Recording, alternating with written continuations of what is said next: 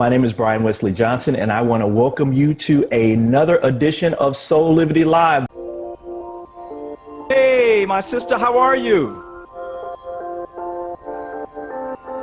It's win, right? Yeah. we might need some more wine for this. So, let's get this party started, y'all. Hey, my sister, mademoiselle. That is the most amazing introduction I have ever heard. Oh.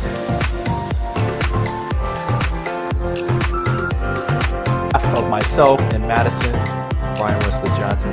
Thank you for joining us on Saturday morning.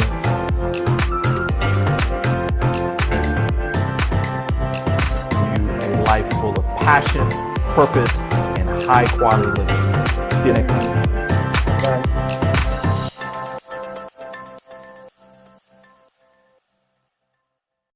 Hello and welcome to another edition of Soulivity Live, everyone. My name is Brian Westley Johnson, and I am so glad you joined us because once again, you picked the perfect moment to get inspired. We have a fantastic show for you today. But before we get started, I want to once again remind you that you can see a replay of this show or any of our other shows by visiting our YouTube channel. Remember to subscribe while you're there. You'll receive alerts and notifications every time we go live. So let's get to today's show, shall we? 2020. It was such a hectic, emotional roller coaster ride for all of us. I don't think any of us expected to be part of a worldwide pandemic.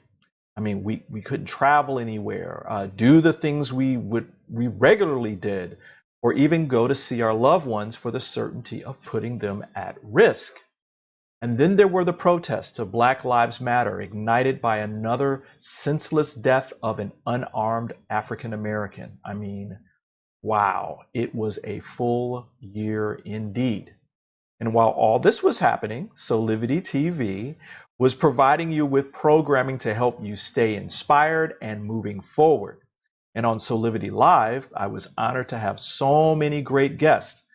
So we thought we would have you join us and take a trip down memory lane with some of our favorite moments. It was hard because there were so many moments. So we hope you enjoy all the things that we put together. Now remember, we love your comments. So just post any of your comments or even questions to our live chat, and we'll try to get to as many of them either during the show or even after the show. So post away. Now, let's get to our first clip. Though this was in the middle of last year, this interview with astrology coach Sonja Francis still has some really good reasons to pay attention to your intentions this year. I asked her about what we needed to be aware of during the end of 2020 and through the new year. And this was her very, very lovely answer. Enjoy. What are some of the things that we need to do? I mean, specifically now to the end of the year, like what are some of the things that you kind of see that we need to do right now? And then as well as prepare for the new year into 2021, because again, as you said before, we've got all these different shifts happening. We have all these different things happening that are going on, that are going to happen. Yes. It's just whether or not we resist or flow. Absolutely. Yeah, that's key here. One of the things that, astrology is only an interpretation of what we see out there in the universe, right? The way it can manifest in a lot of different ways, and people have free will. Everybody has free will, so each one of us is actually creating how we want that to manifest, right? And so it's important that first of all we take responsibility for being part of that creative process, right? That's important. The second thing that's important is to make sure that you keep your mind connected to your heart. Because when the mind gets disconnected from the heart, we tend to think things or do things that are not beneficial for everybody involved. And so I always say, one of my favorite things is to ask, spirit, or ask my higher self for whatever is the best for me and everybody else involved. Right? Asking for that, asking for that guidance. And I think tuning in a little bit more, tuning in with ourselves so that we can listen to the guidance that we're getting. Because the physical body is really quite incredible. It's an incredible instrument. Yeah. Every cell of your body is intelligent, and there's intelligence everywhere in your body. So being able to listen to that intelligence is really important, and to not get sidetracked and distracted by everything else that goes on out there in the world, because everyone's going to be dealing with this differently. Everyone has their own way of moving with this. Some people are going to be much more fearful or much more anxious than other people. And so it's important not to let yourself be, taken into the outer world by people who are maybe in a fearful place, right? So make sure that you take care of you. Take care of your fear level, take care of your anxiety level. Make sure you are centered and grounded, and that your heart is wide open, and that you trust. I think trust is a really big part of this process, that we know this is a seeding that's happening this year. And as we're trusting the process to unfold, and we're doing our best to contribute from a heartfelt place, from a holistic place, we will be able to create a future together that will be way, way better than what we have experienced up until now. And history will tell you, if you look back into history, you will see that even though there are pockets in history that are, that are where stuff happens that's not that amazing, right? Like wars, or, violence, or something where things happen that are pretty dark. There's still always the evolutionary process that happens within that. And we need to understand that, and we need to trust that. We need to know that, 100 years ago, people lived very differently than they live right now.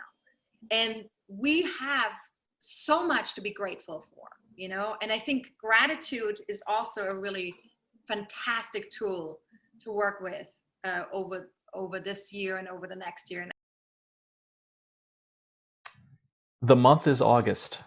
And the United States specifically has been part of the global pandemic for close to 5 months now. 165 people have died.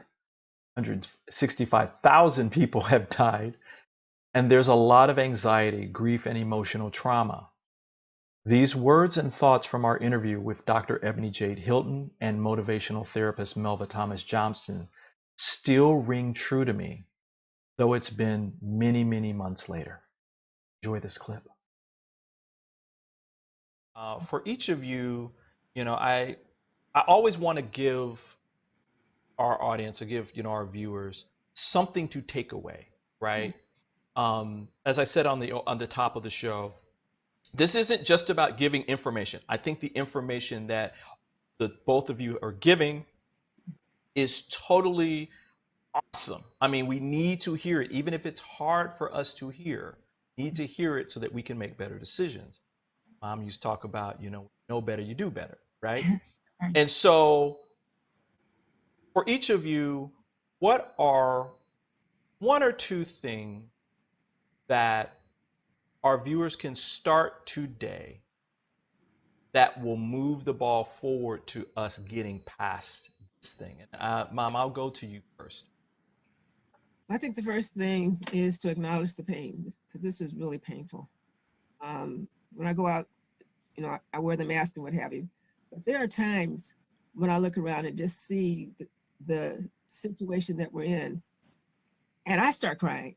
It's like our lives have come to this, so I would say acknowledge it. And number two, acknowledge it to yourself, and to make sure that you can share your experience with someone else. The third one is be open to being safe and protected, and safe and protecting in all levels of all of this, at home, at the grocery store, everywhere. And I do believe that we're going to get on the other side of this. And we can take a look at, when we get on the other side, the person that we became more of. Thank you for that. Ebony, how about you? What are some things that, that 2 or 3 things that people can do today? All right. Well, that was nice. My thought is that, this too shall pass, and to really rely on your inner peace, but also know to give people grace, because, we wrote a children's book saying we're going to be okay. What we know is that, unfortunately, at this point, 165,000 people have died. And some of those are someone's mother and father, and they may be a tiny little kid, and their life will never be what it was ever again. And the grief process that people go through may express itself in different ways, and that we have to start thinking more so on the scale of what's best for my community. And when I say community, I mean literally our global community at this point, but definitely the community in which you live and reside. How do I do things that might make me feel uncomfortable? You see people say, well, I can't breathe in this mask. Okay, then maybe you only need to go out to the grocery store for 15 minutes, and maybe you don't need to walk through the mall casually, right? Because it's literally costing people their lives. And for some people, seeing other people without a mask on now is a very big trigger for them, because if they have lost a family member, if they have lost a sibling who they had to see their final days not being able to breathe, and they see someone taking that kind of lightly in their grief process, it may hit them in a spot that they didn't even know was still very much sensitive for them. So I think point 1, 2, and 3 for me would be to think outside of self. And honestly, if we can band together as a nation, we can get through this. We will never be the same. We will never look the same. And maybe that's a good thing in some ways, because maybe this will force us to start thinking literally as the United States of America, and not as our individual pockets of whatever privilege we decide to hold on to for that moment in time. So, wow, thank you both. Yeah. This has been awesome. This is exactly what I wanted to give our audience today. Just to make, wow. Now, in Daily Om founder Madisyn Taylor's book, which is Unmedicated, excuse me, she courageously describes her deep connection with her personal journey of battling mental illness and coming to cope with her past pains. In this clip, we talk about when she had her very first panic attack. And I mean, everybody, she was very, very, very young. So enjoy this clip. It's very powerful. You talked about the rabbit hole. The rabbit hole for you started, I mean, early. I mean, I was kind of teary, got emotional. I mean, just in the first few pages, because again, you really go deep and you really open your heart and tell people what your journey was from when you were a child. So like, when I look back at my childhood, I see so many early signs that I was in trouble and particularly vulnerable to being unwell. My body tended to react to mental distress with physical illness in one form or another. My first panic attack happened around the 3rd grade.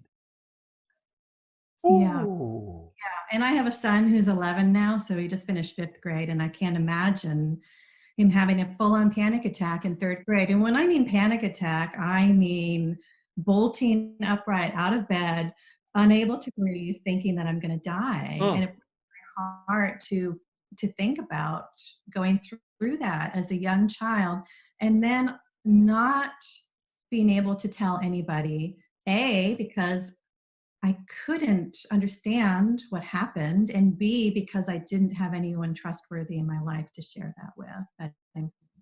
So I dealt with that on my own.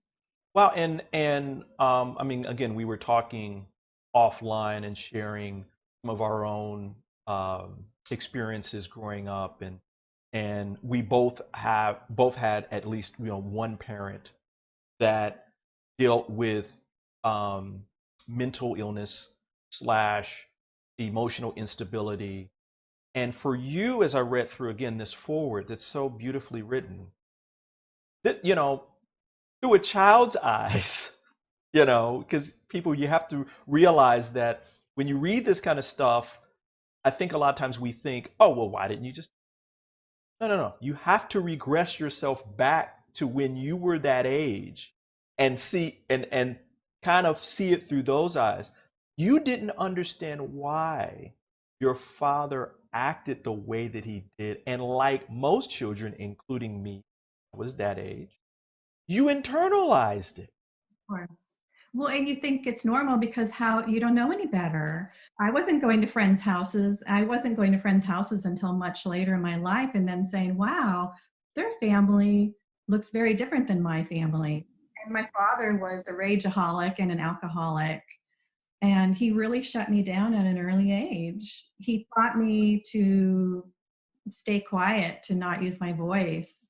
He taught me how to internalize, because if I use my voice, if I express my emotions, I suffered the wrath of his rage. And I lived, you know, I made a special little place in the closet of my bedroom, my little safe haven. So when he would go into his rages, I had somewhere safe to be.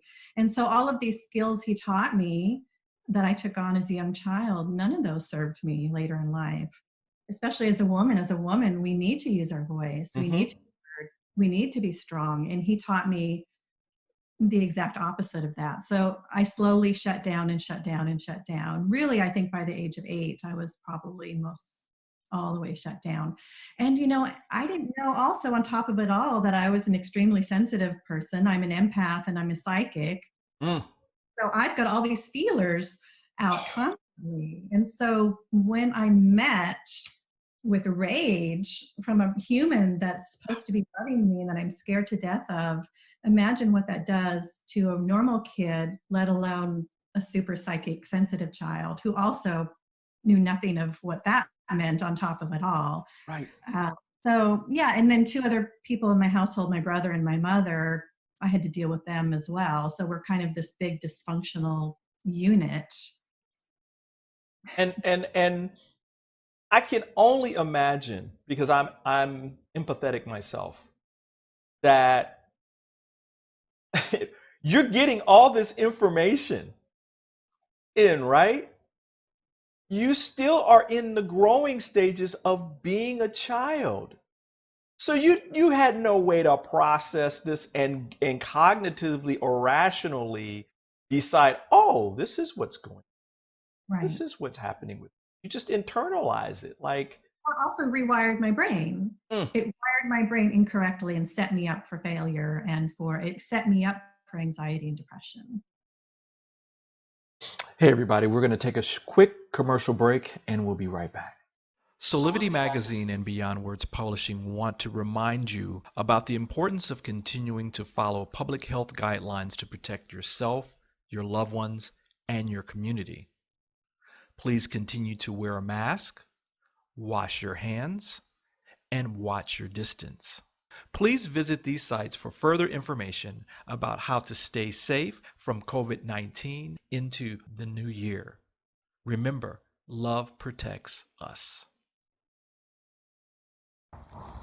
Do you feel like you can be in better health? Do you feel like there's something missing towards your path of success? Hi, I'm Rachel Kaplan, owner and creator of Higher Health Now.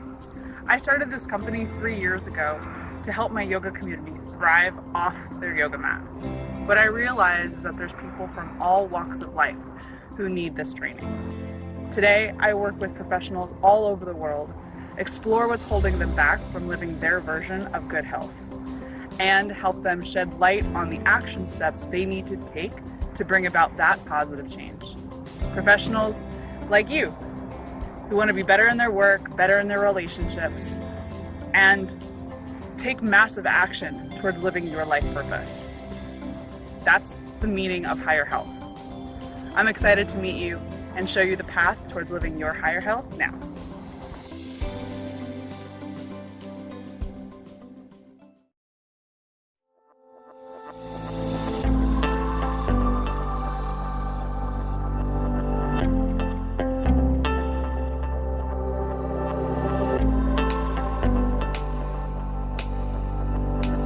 join Soulivity Magazine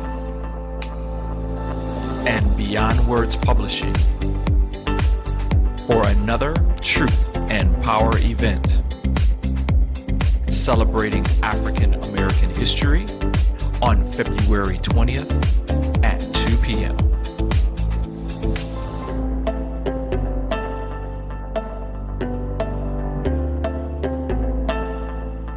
We'll see you then.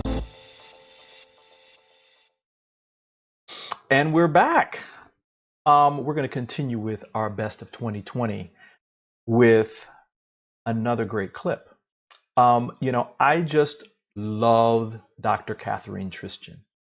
And she wrote one of my favorite books for the year, and it's called Why Worry? And I asked her specifically, what drove a research scientist to write a book about worrying and other coping mechanisms? And of course, she had the perfect and lovely answer. So enjoy this next clip. Man, I am loving this book. I am really, really, really loving this book. Before we start digging into this, what made you write this? I mean, what was your inspiration? You're a research scientist. You study the immune system, as I was saying in the opening.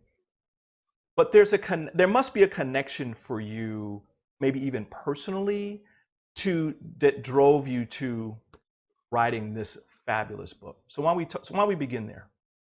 No, you're absolutely right. You'd say, why is a scientist writing about worry? Unless you're writing about the biochemistry of worry. And the thing is, I'm writing from a personal standpoint. This book is totally from the heart in my effort to give back what I've learned, because I, for many years, had severe anxiety, an anxiety disorder, panic attacks. Was so bad for me that I was not able to leave the St. Louis area for over 10 years because I was afraid of having these panic attacks, and I thought maybe this was safe. And so I tried, some therapy, and never really did too much on the medicine, but tried various things. And I was able to live a pretty good life, raised 2 kids, had my job at the university. But I eventually was able to draw from a lot of different experiences from the mind, from the body, and the spirit. And being spiritual, once I learned these lessons, that is what helped me overcome this, and not just some of my worries, but all of my worries. And I was, you're still supposed to have worry, but I know how to deal with it now. And a lot of people don't. And this is my effort to give back some of the simple strategies that people can use to help themselves, because I still use these strategies for me. And so that's the whole point, is being able to bounce back from these challenges when you have them. Wow. So everybody, she's practicing what she's preaching. So that's even better.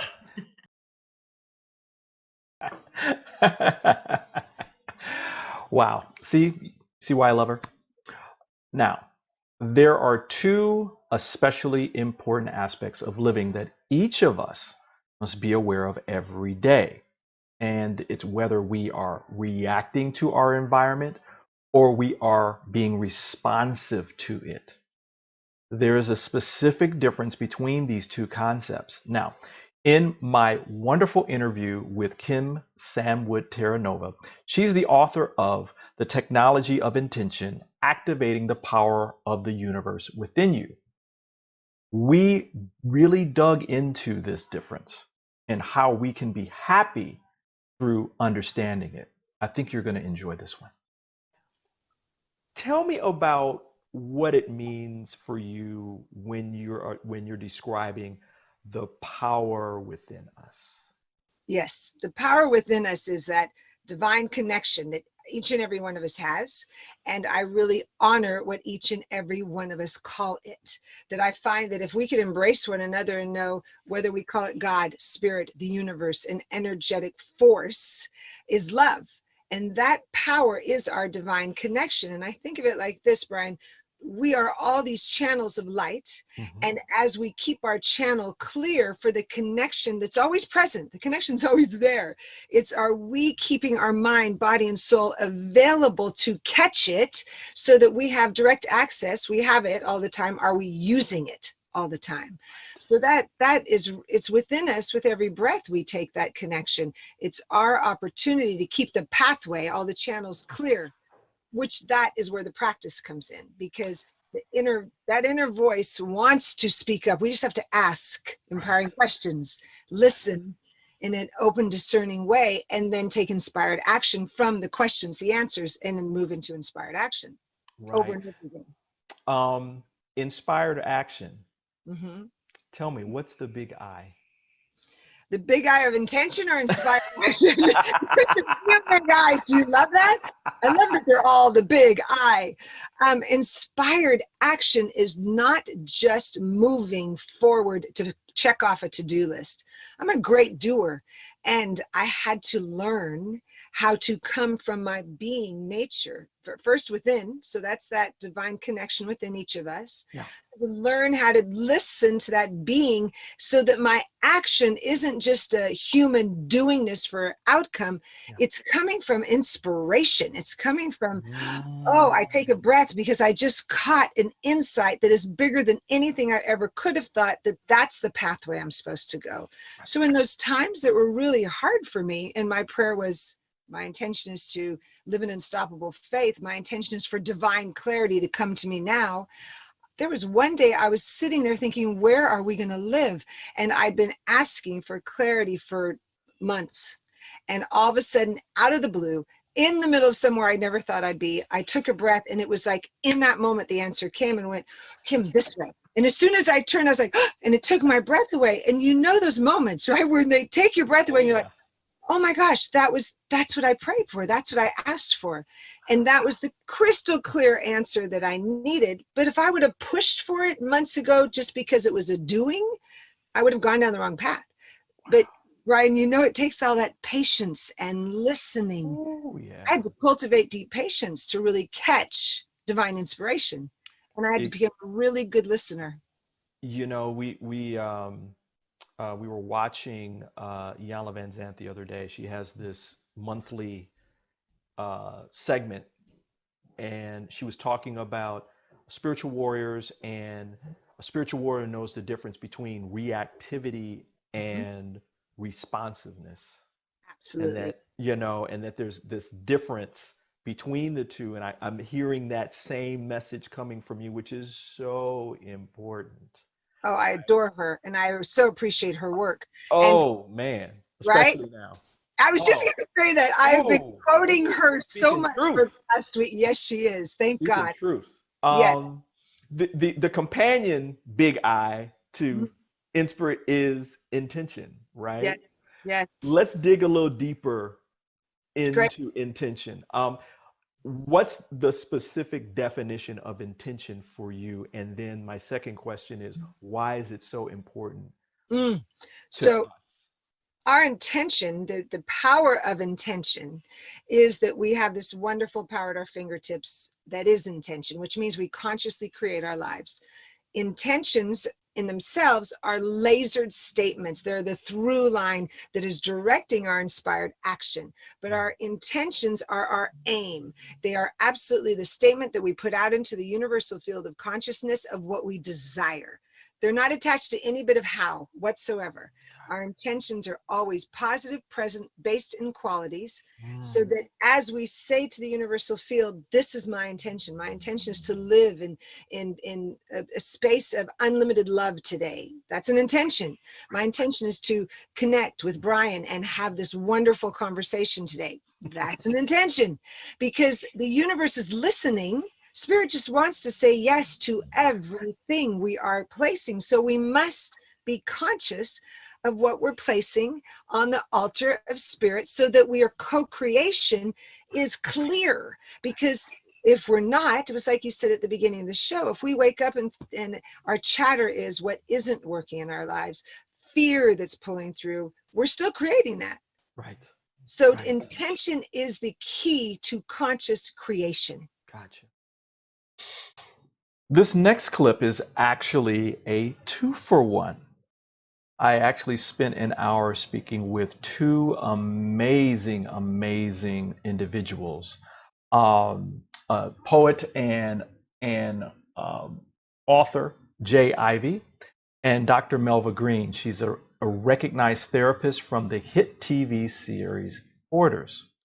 Now, when I spoke to Jay, we discussed a powerful part from his book, Dear Father, Breaking the Cycle of Pain, where he discovered a surprising fact about his father that changed his view of this most important man in his life. And with Melva, she goes through some of the important steps of realizing and actualizing change in your life and in your home, actually. It's from her book, Breathing Room, Open Your Heart by Decluttering Your Home. These are very two enlightened people, and I think you're going to enjoy this clip as well. So enjoy. I remember something in the book where you had, I guess, either you hadn't seen your dad in a while. Yeah. And the first time that you saw him, he told you, number one, it's like two big shocks, right? You know where I'm going with this. Yeah. And everybody, you got to go get the book to read all the details. So I'm giving you a little snippet here. One, you found out about a brother that you didn't know about. Yeah. Like, yeah. Wait a minute, I got a brother? But then he also said that he had been murdered. Yeah.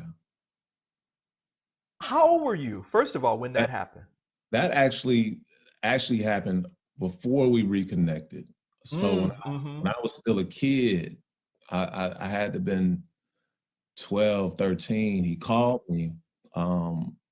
It was around my birthday. He called me up and just snapping on me. You know, he hadn't been living in the house. He called, saying, "Man, you ain't been in these streets, man. You being good. You ain't doing this and doing that." I'm like, "Yeah, Dad. Man, I'm in trouble and I hadn't even done anything." Like, right. And that's when he told me, he's like, "Yeah, you had another brother and he just got killed," and it just blew my mind. One, to know that I had another brother who turned out to be 2 years, I believe he was 2 years older than me, and then to know that he was murdered. And then, I mean, you know, as a kid, I'm trying to process it all. Like, man, brother, like, man, what he look like? Where did he live? Like, who was his mama? It was all these questions that went unanswered, you know, because he's just now, you know, in retrospect and being older, I'm able to look at it from a different angle. Like, oh, he was a father who lost his child. He was in shock. He was traumatized. He was hurt. Right. He was devastated. But he's trying to pull you close and protect you. Yeah. Right. Yeah. Yes. I can only imagine what kind of pain that caused him as a father, and then to know that he has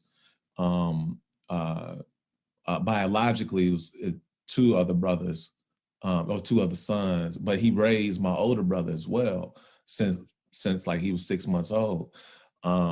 So he was 3 other sons that he was worried about, and I can only imagine what that went through for me. It was like, man, it was shocking. So it wasn't until I wrote the book that I actually found out his name. I started calling family members and really digging research, like, man, who, you know, I know he had another son, like, who was he? And that's when I was able to find out his name was Damon.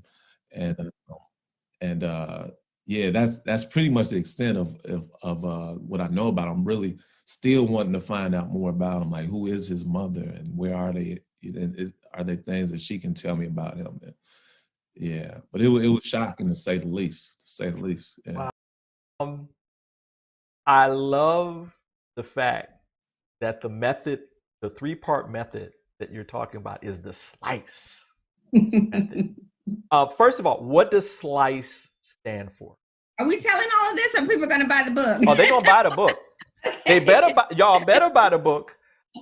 There's so much. There's so much in there, everybody. I mean, we're giving you like this much of it, but it is deep. Right. What does SLICE stand for? So the essence SLICE stands for stop. And it's just as simple as that, stop. Most of the clutter, most of the things that we overcollect, overconsume, it's because we're moving too fast. We're moving too fast. We're not even aware of what's going on around us, inside of us.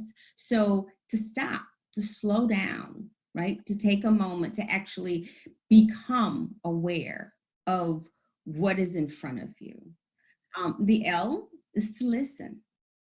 To listen within, to listen to what arises when you're in your space. So is there guilt?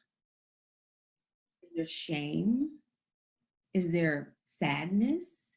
So listen for these emotions and then speak to those emotions. Don't run away from them. Yeah. Don't avoid them. Like, to actually listen to those parts of yourself that have been suffering inside more often than not. And I is to intend, or to set the intention for what it is that you would like to have in your space, right? So a lot of times we just have a lot of stuff and we don't even know why we have the stuff. We don't even know we don't know why we have the stuff. We don't remember we have the stuff, right? So setting an intention for what is it that we would like to have in our space? Would we like to attract love?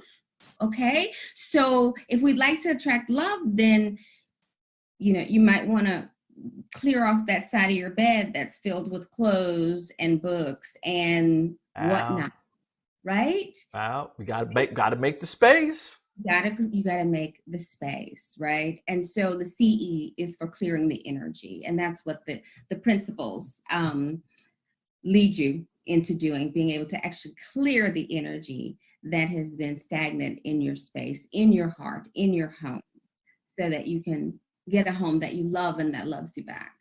I love this. We'll be right back after a brief commercial. More to come, y'all. More to come. Hi there, Sheila Applegate here with some exciting news. I've joined the incredible Soulivity team as the host of the new Consciously Awesome live show, where I will be sharing insights to help you discover your full brilliance and claim the vibrant life you deserve.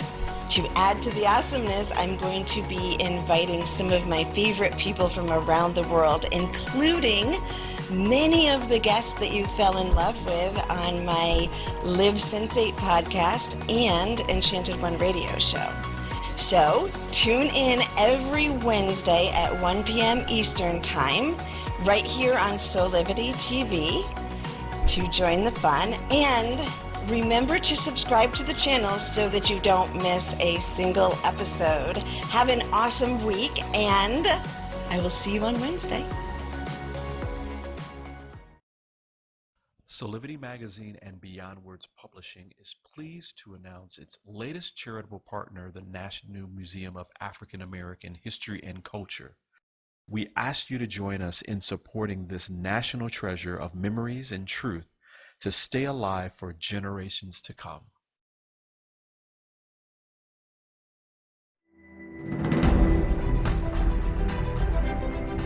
Creating this museum gives us a chance to make manifest the dreams of many generations.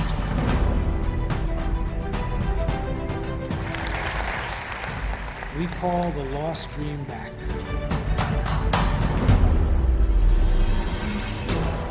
This is a milestone moment not only for the Smithsonian, but for the United States.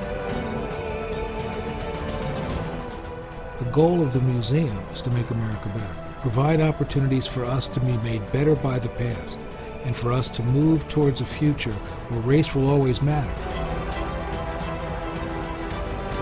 They will find that those ideals are only met through sacrifice and struggle and a belief in a better day.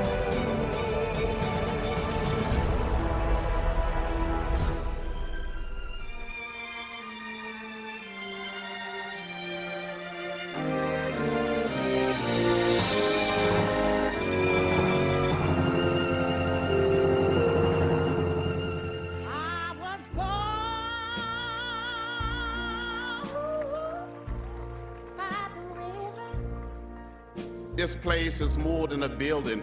It is a dream come true. History, despite its wrenching pain, cannot be unlived. And by knowing this other story, we better understand ourselves and each other. I, too, am American.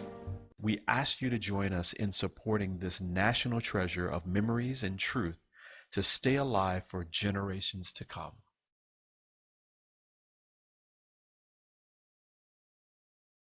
And welcome back. There is nothing like the love between a father and a son. Now, here's a clip from Jude Morrow, my interview with Jude. He's the author of Why Does Daddy Always Look So Sad? He was talking about his son, Ethan. It's so heartfelt and it's so warm. I had to include it as one of our memorable interviews for 2020. This is just a wonderful and powerful segment. And it's pretty funny too. So enjoy. Question. Who is Ethan? Ethan is my hero. He is my son. He was born on the 23rd of July, 2013. And before Ethan was born, we just talked about it, I graduated from university, had started working as a social worker. And at that time, I really thought I had my life together, so to speak. And my perception of being autistic was that it was something for children. It was something that I'd merely grown out of because I had become a college graduate. I had learned to drive a car and learned to live very independently. And whenever Ethan was born, it was a huge life change for me. As much as I love and adore my son, the change of fatherhood, and it's not really a clear landscape that you can see very far in the distance.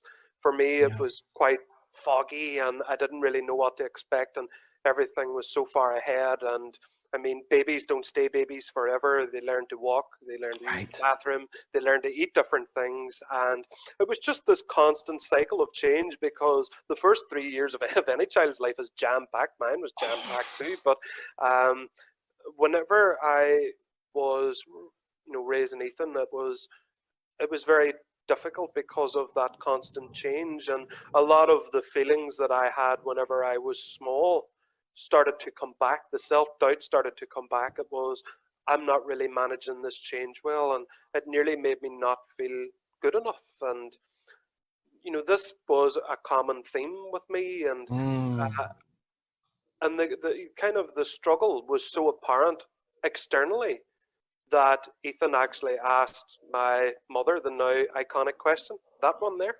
What? So wow. That was where the title of the book actually came from. And it was then where I made a start on my own acceptance journey, and I knew that I couldn't continue to struggle and view my life negatively forever. And to kind of build that relationship with him, it was a journey that was absolutely necessary, and I loved every second of it. And I would have said in the past that I really hated my schooling and that, but that's because I had that negative bias overwhelm everything else. And whenever I reached, and I didn't reach the end of the journey, it's a journey I'm still very much on, I look back on it a lot more fondly. And Ethan actually views it quite fondly, because I've read the book to him twice, and he's making strides and trying to read it himself, even though he's only 6, and he's not autistic. He's not like me, although he's full of fun. He loves art and animals and watering plants, and he loves being outside. And yeah, he's just a whirlwind of happiness. And of course, with everything that's going on with COVID right now, I haven't seen him as much, so I do miss him terribly as well. Oh. Well, I have a copy of your book, but you have a special copy of your book because you have a special autograph, right? I do. This is my most prized possession in the world, and whenever I self-published the book, it's nearly a year ago now, Brian, the 13th of May, this was self-published. And if you bought it last year from Amazon, this is what you got. And I did some book signings and I met groups, and that's how the kind of speaking thing evolved. And this one was a signed copy that was raffled in a like and share competition. And the winner didn't claim it. But what's so special about this one is that, whilst yes, it is signed by me, it's signed by Ethan too. And it's like a time capsule because Ethan's handwriting's so much better now. He can write much better than that. That's the 5-year-old Ethan's autograph there as it is, and it's just like a time capsule as to that time whenever the actual book journey itself started. Oh, didn't you love that? I always love that one. Now, we have one more quick clip to go with the time that we have left. And this one's really, really deep and really, really special. It's a little longer than the other ones. Amidst the ever-growing crisis of the pandemic, another painful blow was struck with the brutal death of George Floyd at the hands of police. This event struck at a trauma which ran deep across specifically the Black community, but the global community as well. Last year, Elaine Clayton, author of the book Making Mark, The Art of Intuitive Stream Drawing, and Katie Silcox, who's the author of Healthy, Happy, Sexy. They both joined me, and we had this discussion that was on the opportunities that exist for us to learn, grow, and heal during this unique period of our experience. This is a very, very, very, very powerful conversation. It's funny that you talk about, Katie, that you were talking about, making sure that we were moving through this and into a deeper understanding and what's next, because that was my next question. Where do we go from here, right? I think, Elaine, you were talking before about some of the opportunities that exist in this moment. Because, Katie, I think you were alluding to this. While there is pain, while there is these uncomfortable feelings, while there is these structural things that have been around forever, there's also opportunities that always exist for us. We just needed to choose them, right? You know better, you do better, right? But it's hard. So, Elaine, I'm going to go to you because you had started this part of it. Okay. What are some of, let's dig deep into some of these opportunities that exist. Because I think, Katie, you were talking about this too, and I think it's important that we talk about the opportunities that exist for all of us and start focusing in on that part of it so we can move toward it, right? So I'll hand the floor to you. Okay. Well, I love what you said, Katie, because I had about 15 years ago developed this intuitive stream drawing creative meditation method and a way to develop through visual imagery deeper intuitive intelligence, because I felt from years ago when I did children's books that kids, we weren't talking about empathy. When we were young, I think we were in fight or flight mode from day one in school.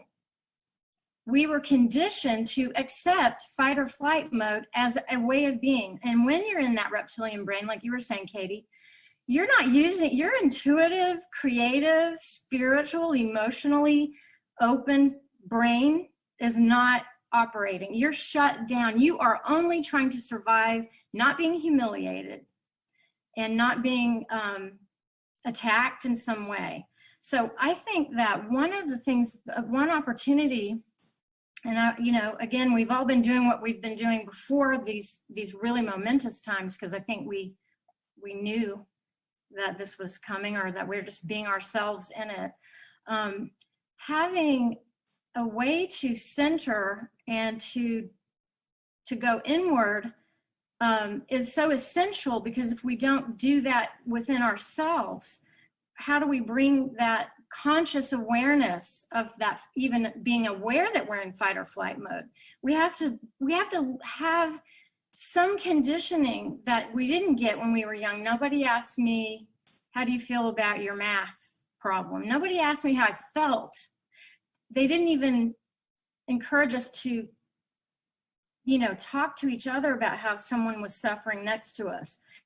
And I'm not criticizing everybody. I've been a teacher. I know you have to have a job, but I'm just saying our overall society, after all these hundreds of years, has focused so much on rational and logical thinking as the only way to get answers. And you have to go outside and you have to pay for it and it's going to hurt. And that we have forgotten that we're natural born creators. We have to do something with that, or we're so disconnected from our ability to be intuitively tuned in and empathic toward each other. If we can't know where we are in our consciousness, we're really lost when we come together. And I think that's part of why that's so volatile. So, my opportunity, I see it opening and, expanding, because people are so hurting that they want relief. So the stream drawing is a way to, recapture the way you freely drew without feeling criticized when you were a toddler. And I realized over the many years, people would say, I love to draw, but I'm not good at it. So they have lost that natural compulsion to make a mark, to take a blank surface and put their own voice on it, to actually be present. No one encouraged that empowerment much. So you have to use your non-dominant hand and close your eyes. And it's a little bit more fun than kind of being all jazzed up and nervous and going like this. And you're not really meditating. You're like, you got the checklist in your head. And yoga is great because you concentrate on your breathing and you're doing these really important moves. Drawing is another impulse that we have as a natural human innate action. We just want to.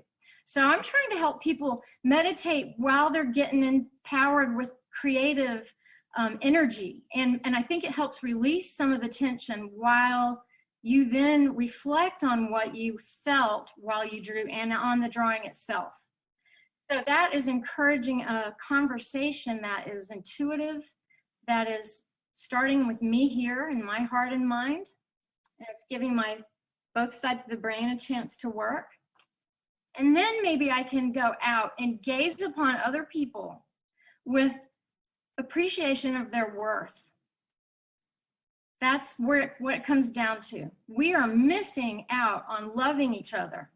And the system is doing it and reinforcing it. And, people that can't say Black Lives Matter, when that oppression has been specific and particular and only for hundreds of years, why can't you say it? And again, everyone's going to find their way through this, but I just feel like we are shut down at the heart chakra.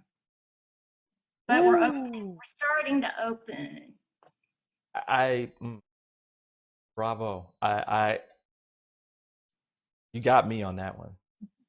Got me speaking. Because I think the question that I've actually been asking myself, and even with some friends of mine, have been, where do we really start? Right? And it can't, in some of the, there's politics and laws and all that kind of stuff, but there has to be something higher, deeper, that affects the change that we really are seeking, right? Katie, how about you? What do you feel are the opportunities? I think you were moving into that, and I want to make sure that we're continuing that line. I loved what Elaine said, and I think we're, in Tantra and Ayurveda, they understood this time and they called it the Kali Yuga, the age of disillusionment, the age of violence, darkness, the age of trial and tribulation. And yet it's also the time when there's the most opportunity to come to God, to come to the light, to come to love, whatever you want to call it, to come home.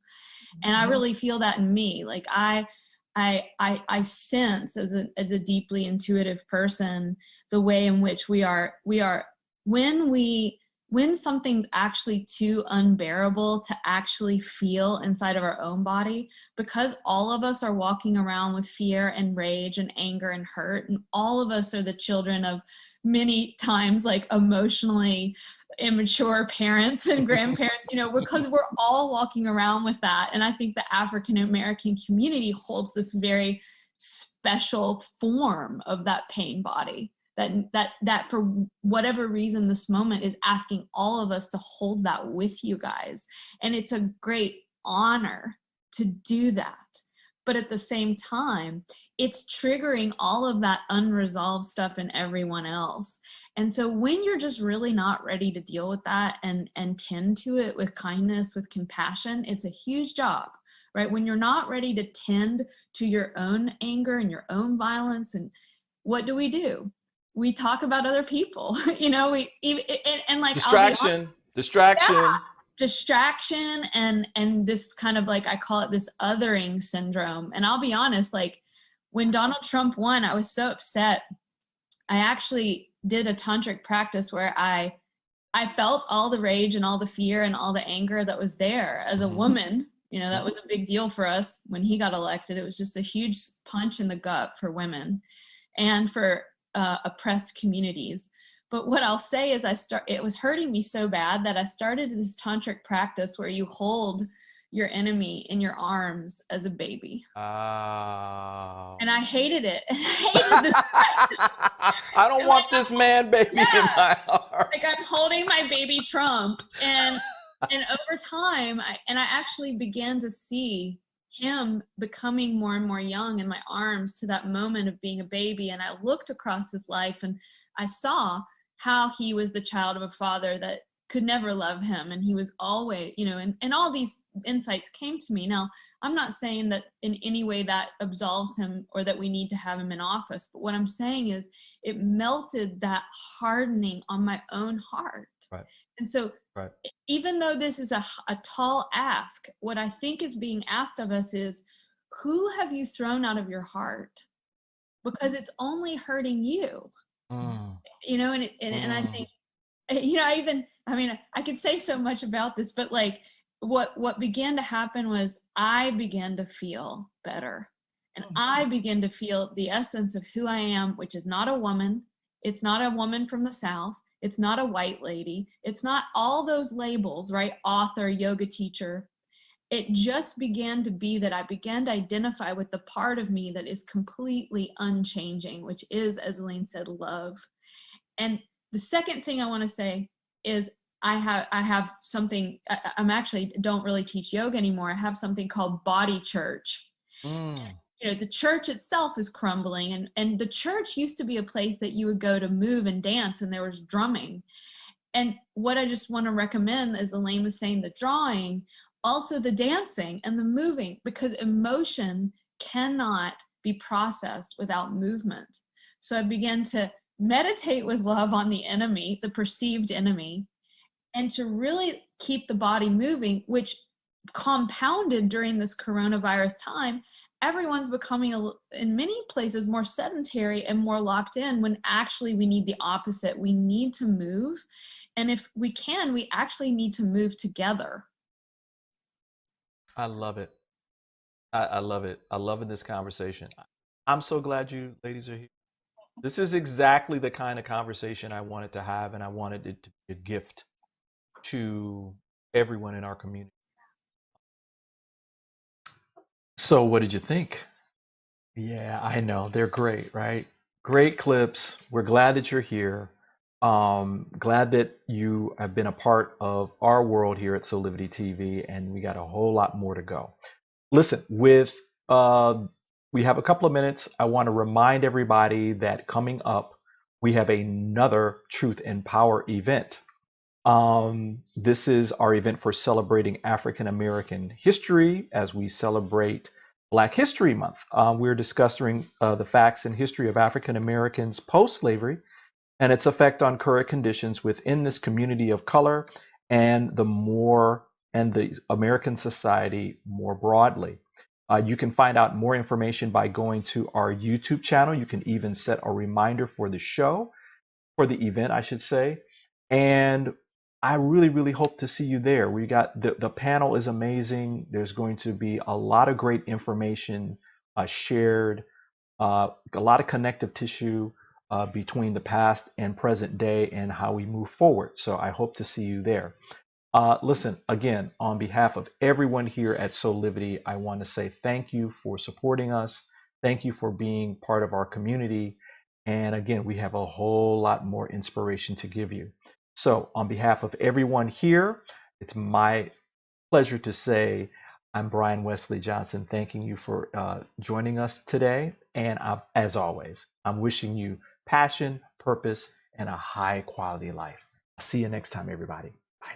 My name is Brian Westley Johnson, and I want to welcome you to another edition of Soulivity Live. Hey, my sister, how are you? It's the lens, right? Yeah. we might need some more wine for this. So, let's get this party started, y'all. Hey, my sister, mademoiselle. That is the most amazing introduction I have ever heard. Oh.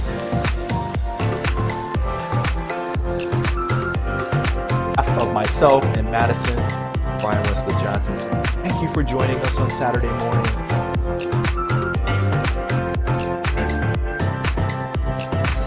A life full of passion, purpose, and high quality living. See you next time.